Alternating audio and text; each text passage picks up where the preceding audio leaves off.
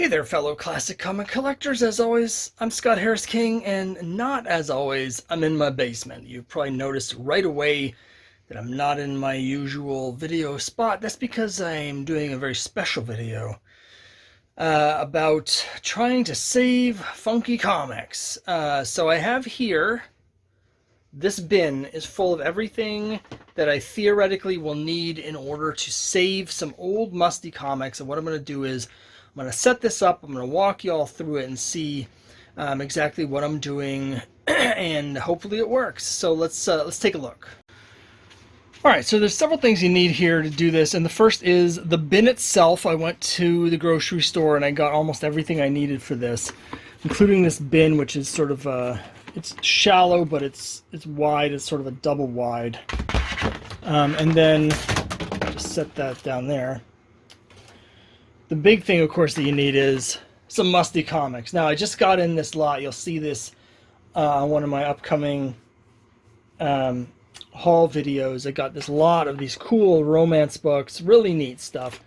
But one thing I've noticed, and you may have noticed this from watching my videos, is that the romance books are musty a lot more often than the superhero books I come across. And I think the reason for that is because they were being bought by readers and not by collectors, so they're much more likely to have just been like thrown in a basement like this, or thrown in an attic or garage, and they're just not taken care of. And so I regularly get lots from eBay where the comics end up being musty. I personally am very sensitive to air quality, so it's a problem for me. I don't want to get rid of the comics, but I can't really enjoy them the way they are. So I've talked to some people online, I've done some looking around online, and there's a DIY remedy for removing mustiness from old comic books. And basically what you do is this, and move the comic books out of the way. So I got the tray, I've got the bin. I got these baking trays, which are like 3 for $1.50 or something. This is just wide enough, since these are tin, with a little bit of bending, I can fit 2 next to each other. And then what you do is you buy a bag of cat litter, you fill these bins with cat litter. Now, there are some people I've talked to who actually put the comics in the cat litter, so they'll like fill this with cat litter and like literally bury the comic in cat litter. That's not what I'm going to do. You can damage the comic that way, of course. You can get scratches, and it's just weird. But the other way to do it is, once you have the bins side by side, you fill them with the cat litter, and then you rig something up so that the comics are basically suspended over them. In my case, what I've done is I've taken this, which is a sheet of thin mesh wiring. I'm just going to set this over the bins of cat litter, over the trays. Then I'm going to set the comics on top. Once you've done that, you put the lid on, close the lid, and then you wait for 1 month. So I'm going to set that all up here. I'm going to show you what it looks like when it's completed. I'll do like a step-by-step thing so you can see. And then we'll wait a month and we'll come back and see how it went. All right, so you can see here I now have the trays inside the bin. I filled them with the kitty litter. Now, there's a couple variables here that I don't really know the answer to. I don't know how much kitty litter you're supposed to use. Once you've done this, assuming it's worked on the comics, I don't know if you need to then replace the kitty litter before the next batch. These are just things I don't know, so we're gonna just see how it goes. I used about half of the bag, a little less than half the bag, to fill the trays, and hopefully that's enough. I don't know, but the next step is to put the mesh over the top, and one important thing about that is to wear safety gloves. When I was working with the mesh last night to get it into the right size, I didn't have gloves on, and I got a piece of wiring jammed into my finger that I had to pull out.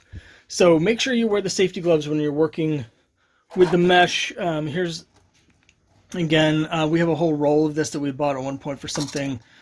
So I happen to have this lying around. There's other ways you can do this. You get like a tray, like one of those drying racks for like dishes that can suspend the stuff over. But for me, this just seemed like the easiest is just to use this mesh. So I'm going to bend this into shape, and then we'll put the comics on it. Okay, so as you can see, I've put the mesh over the thing. I've laid this out. This is just exactly the right size for 4 comics. I'm setting the fourth one here. I don't know. Again, I don't know how, like, if I have several, like I have a lot more than this that need the treatment, but I don't know, like, how many is too many. Like, if I have them, like, overlapping each other, do you need more surface area? I don't know. This is all kind of trial and error. But now that I have them on here, I'm going to put the lid on. Now, the bags and boards I'm just going to throw away. Those were actually kind of musty too. But now I'm just going to put the top on, seal it up, and come back in a month and see if it's worked. I've got the other comics that are musty I'm just leaving down here until then because I don't want them in my office. But we'll see how this goes. And I thought about waiting a month and recording the ending to show you so you can see the results in this video.